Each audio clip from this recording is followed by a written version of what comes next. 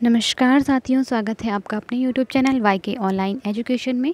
दोस्तों, हम यहाँ पे एनसीईआरटी के सीरीज़ के तहत आज एक और टॉपिक को पढ़ने वाले हैं, मधु काकरिया जी को। और बहुत ही फेमस ये हुई है इस यात्रा वृत्तांत को लेकर के, जिसे हम आगे पढ़ेंगे। यदि आपने चैनल को अभी तक सब्सक्राइब नहीं किया है तो कर लीजिए, बेल आइकन भी प्रेस कीजिए ताकि आने वाली नोटिफिकेशंस आपको मिलते रहें, और अपने दोस्तों के साथ शेयर करना बिल्कुल भी ना भूलिए। चलिए बढ़ते हैं आगे। यदि आपने प्रीवियस वीडियोस नहीं देखे हैं एनसीईआरटी से संबंधित तो ज़रूर देख लीजिएगा, लिंक आपको इसी वीडियो के नीचे डिस्क्रिप्शन में मिल जाएगा। चलिए बढ़ते हैं आगे। मधु काकरिया जी के बारे में सामान्य जानकारी देख लेते हैं। इनका जो जन्म है ना, तो ये 1957 में कोलकाता में हुआ था। उन्होंने कोलकाता विश्वविद्यालय से अर्थशास्त्र में एमए किया था, साथ ही कंप्यूटर एप्लीकेशन में डिप्लोमा भी किया था। ठीक, अब इनकी जो प्रमुख रचनाएं हैं ना, इनको आपको ध्यान रखना है क्योंकि यहाँ से आपके प्रश्न बनेंगे। देखो, पहला इनका है उपन्यास है पत्ताखोर। कई बार पूछा भी गया है, जो लोग टीजीटी पीजीटी की तैयारी कर रहे हैं उनके लिए। तो अब यहाँ से डायरेक्ट प्रश्न बनने लगे हैं इनकी रचनाओं से।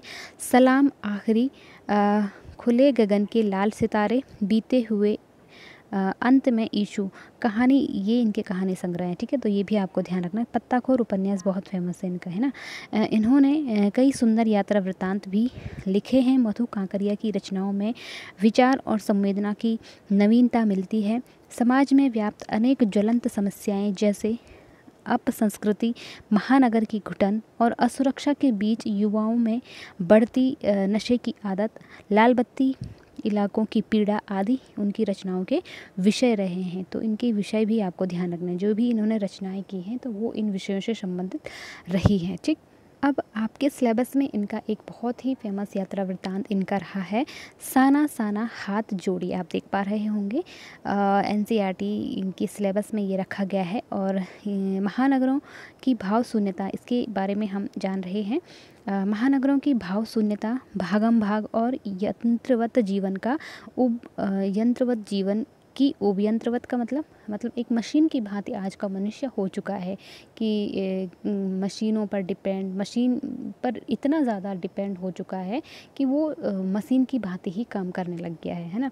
तो इसकी जो उब है मधु जी को दूर दूर की यात्राओं की ओर ले जाती है। तो मधु काकरिया जी ने इसमें मतलब जो शहर की इस तरह की उब भरी ज़िंदगी है उससे हट करके इन्होंने जब यात्रा की, इसमें बेसिकली जो सिक्किम का गैंगटोक जो शहर है या जो इलाके हैं पहाड़ी क्षेत्र, वहाँ का इसमें भ्रमण किया है इन्होंने। और उसके बारे में वहाँ के जो पथ हैं, जो रास्ते हैं, जो झरने हैं, वहाँ के जो लोग हैं, उन सब का इन्होंने बहुत ही रोचक इसमें वर्णन किया है। आप चाहो तो इसे ज़रूर पढ़ना, क्योंकि इसमें जब आप पढ़ोगे ना तो आपको ऐसा फील होगा कि आप स्वयं यात्रा कर रहे हैं।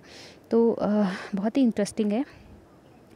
इन्हीं यात्राओं के अनुभवों को उन्होंने अपने यात्रा वृत्तांतों में शब्दबद्ध किया है। साना साना हाथ जोड़ी में पूर्वोत्तर भारत के सिक्किम राज्य की राजधानी गंगटोक या गंगटोक, ठीक है, और उसके आगे हिमालय की यात्रा का वर्णन है। हिमालय के अनंत सौंदर्य का ऐसा अद्भुत और काव्यात्मक वर्णन लेखिका ने किया है कि मानो हिमालय का पल पल परिवर्तित सौंदर्य हम स्वयं अपनी आंखों से निहार रहे हों। महिला यायावरी की विशिष्टता भी इस यात्रा वृत्तांत में देखी जा सकती है। ठीक, तो जो अगर हम साहित्यकारों की बात करें तो हमें ज़्यादातर यात्रा वृत्तांत जो हमारे लेखक हुए हैं, जो मेल लेखक हुए हैं, उनके यात्रा वृत्तांत हमें ज़्यादा मिलते हैं, फीमेल के बहुत कम मिलते हैं।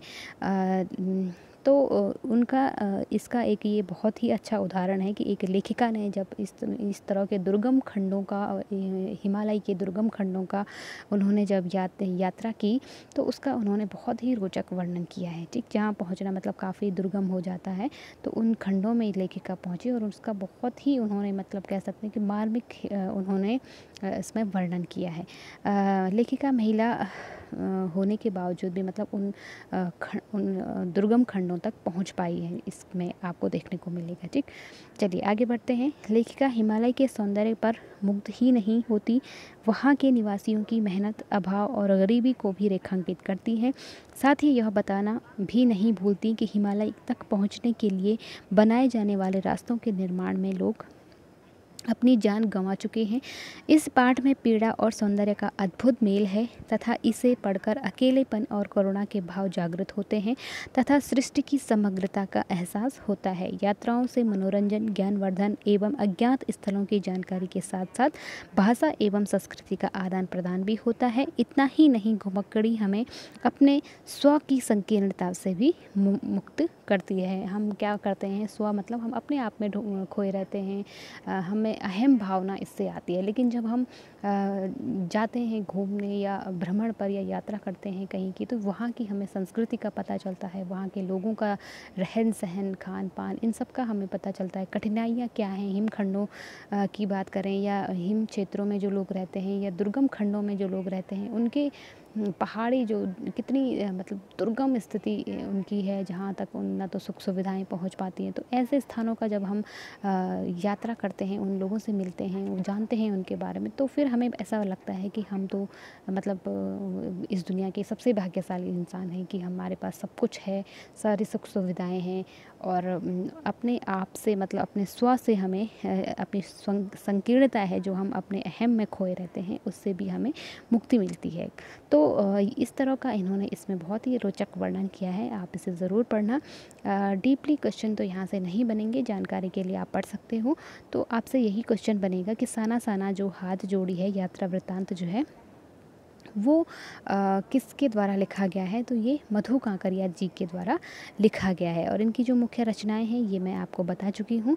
और इसका स्थान आप ज़रूर ध्यान रखिएगा, जो सिक्किम है ना, सिक्किम की जो गंगटोक राजधानी है, सिक्किम का जो एक क्षेत्र है, तो उस इलाके के बारे में इन्होंने इसमें वर्णन किया है। ठीक, तो इसको आप ज़रूर याद रखिएगा। तो ये था मधु कांकरिया जी का यात्रा वृत्तांत साना साना हाथ जोड़ी। तो बाकी इससे कोई ज़्यादा डीप क्वेश्चन आपसे नहीं बनेगा। तो उम्मीद है आपका जो आज का ये सेशन है आपको पसंद आया होगा।